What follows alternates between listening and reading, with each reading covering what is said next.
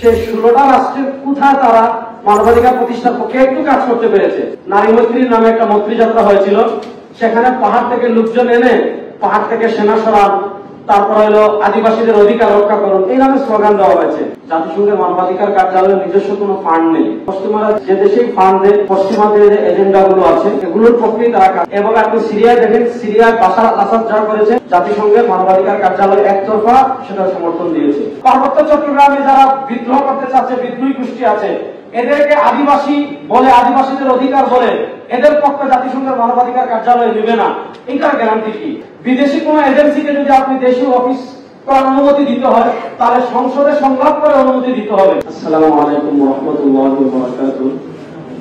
ঢাকায় জাতিসংঘের মানবাধিকার কমিশনের অফিস সংক্রান্ত চুক্তিকে কেন্দ্র করে করণীয় নির্ধারক শীর্ষক হেফাজতে ইসলাম বাংলাদেশের আজকের এই গুরুত্বপূর্ণ আলোচনায় আমি সংক্ষিপ্ত কয়েকটি কথা বলব। তার ভিতরে একটি কথা হলো, আমাদের দক্ষিণ এশিয়ার কোন কান্ট্রিতে জাতিসংঘের মানবাধিকারের কোন কার্যালয় নেই। আর 2 নম্বর হলো, বাংলাদেশের জাতিসংঘের মানবাধিকার কমিশন কিন্তু কাজ করছে।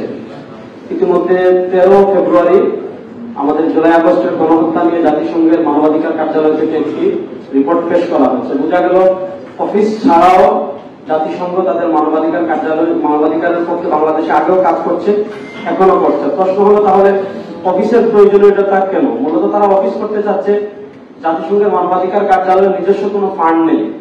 তারা যদি সেখানে অফিস করে, তাহলে পশ্চিমারা তাদেরকে ফান্ড দিবে। আর পশ্চিমারা যে দেশেই ফান্ড দেয়, পশ্চিমাদের যে এজেন্ডা গুলো আছে এগুলোর পক্ষেই তারা কাজ করে। এরকম আপনারা দেখেন, কলম্বিয়া জাতিসংঘের মানবাধিকার কার্যালয় ছিল, সেখানে তারা কলম্বিয়া সরকারের বিদ্রোহী গ্রুপ যারা ছিল, এই বিদ্রোহী গ্রুপের যত কার্যক্রম আছে এগুলাকে তারা খুব পজিটিভলি উপস্থাপন করেছে এবং সরকারের কাজকে নেতিবাচক ভাবে উপস্থাপন করেছে। এবং আপনি সিরিয়ায় দেখেন, সিরিয়ায় বাশার আল আসাদ যা করেছে, জাতিসংঘের মানবাধিকার কার্যালয় একতরফা সেটা সমর্থন দিয়েছে। 1992 সাল থেকে নিয়ে 2006 সাল পর্যন্ত নেপালে যখন গৃহযুদ্ধ হয়েছে, সেখানেও জাতিসংঘের মানবাধিকার কার্যালয় ছিল, সেখানেও তারা কি করেছে? বিদ্রোহীদেরকে সাপোর্ট করেছে।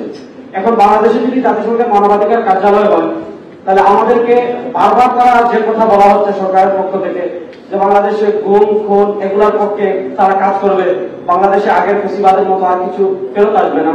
আমি সরকারের কাছেও বারবার জানতে চেয়েছি, এখনো এই কথা বলি, যে পৃথিবীর 16টা রাষ্ট্রের মতো তাদের ওয়েবসাইটে দেওয়া আছে, জাতিসংঘের মানবাধিকার কার্যালয় আছে, সেই 16টা রাষ্ট্রের কোথায় তারা মানবাধিকার প্রতিষ্ঠার পক্ষে একটু কাজ করতে পেরেছে। যে কাজগুলো তারা বলতেছে বাংলাদেশে বাস্তবায়ন করবে, ওই কাজগুলো ওই 16টা রাষ্ট্র তারা বাস্তবায়ন করতে পেরেছে কিনা, ওইটা বুঝতে পারলে তো তাদের বাস্তবতা স্পষ্ট হয়ে যাবে। জাতিসংঘের মানবাধিকার কার্যালয় আদিবাসীদের পক্ষে কাজ করে। বাংলাদেশে আপনারা দেখেছেন, মানিক মিয়া অ্যাভিনিউতে নারী মৈত্রীর নামে একটা মৈত্রী যাত্রা হয়েছিল, সেখানে পাহাড় থেকে লোকজন এনে পাহাড় থেকে সেনা সরান, তারপর হলো আদিবাসীদের অধিকার রক্ষা করুন, এই নামে স্লোগান দেওয়া হয়েছে। তো স্বাভাবিকভাবে যখন জাতিসংঘের মানবাধিকারের কার্যালয় বলেন, মিশন বলেন, অফিস বলেন বাংলাদেশে থাকবে, তারা পাহাড়িদের পক্ষে কাজ করবে। ইতিমধ্যে খ্রিস্টান মিশনারিদের কাজ তো আছেই। তো স্বাভাবিকভাবে পাহাড়ে যা কিছু হবে, স্বাধীনতা সার্বভৌমত্ব বিরোধী যত কাজ হবে, জাতিসংঘের মানবাধিকার সেটার পক্ষে কাজ করবে।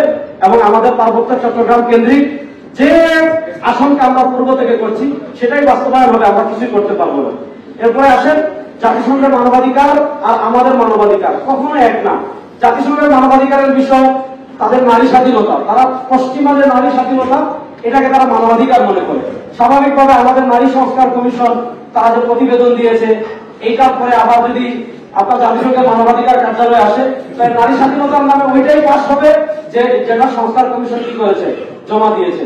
তারপর পশ্চিমা যে এজেন্ডা গুলো আছে, LGBTQ, সমকামিতা, কেউ যদি ইসলাম ধর্ম নিয়ে কটূক্তি করে, যেটার বিরুদ্ধে হেফাজতে ইসলামের জন্ম এবং যেই চেতনাকে সামনে রেখে হেফাজতে ইসলামের পর্যন্ত এসেছে, এই সবগুলোর বিরুদ্ধে জাতিসংঘ তখন দাঁড়াবে। আর জাতিসংঘ যদি এটার পক্ষে দাঁড়িয়ে যায়, তখন আমরা আসলে আমাদের কতটুকু করার কি থাকবে এটাও চিন্তা। এই জন্য আমার মুরব্বীদের কাছে আমাদের অনুরোধ থাকবে যে অন্তত সরকারের কাছে এই 3টা মেসেজ স্পষ্ট দেওয়া।